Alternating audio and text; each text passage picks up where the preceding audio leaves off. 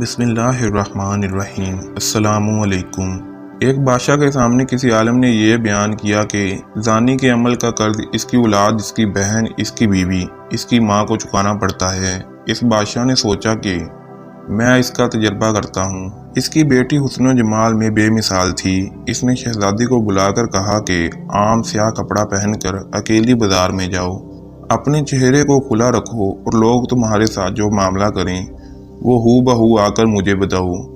شہزادی نے بازار کا چکر لگایا، مگر جو غیر محرم شخص اس کی طرف دیکھتا وہ شرم و حیا سے نگاہیں جھکا لیتا۔ کسی مرد نے اس شہزادی کے حسن و جمال کی طرف دھیان ہی نہیں دیا۔ سارے شہر کا چکر لگا کر جب شہزادی اپنے محل میں داخل ہونے لگی، راہداری میں کسی ملازم نے محل کی خادمہ سمجھ کر روکا، گلے لگایا اور بھاگ گیا۔ شہزادی نے بادشاہ کو سارا قصہ سنایا تو بادشاہ رو پڑا اور کہنے لگا کہ میں نے ساری زندگی غیر محرم سے اپنی نگاہوں کی حفاظت کی ہے، البتہ ایک مرتبہ میں غلطی کر بیٹھا اور ایک غیر محرم لڑکی کو گلے لگا لیا تھا۔ میرے ساتھ بھی وہی کچھ ہوا جو میں نے اپنے ہاتھوں سے کیا تھا۔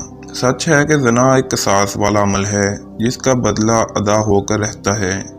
ہمیں بھی اس واقعہ سے عبرت حاصل کرنی چاہیے۔ ایسا نہ ہو کہ ہماری کوتاہی کا بدلہ ہمارے اہل و یار کو چکانا پڑے۔ جو شخص چاہتا ہے کہ اس کے گھر کی عورتیں پاک دامن بن کر رہیں، اسے چاہیے کہ وہ غیر محرم عورتوں سے دور رہے، توبہ کرے۔ اللہ ہمیں شرم و حیا کی دولت سے مالا مال فرمائے۔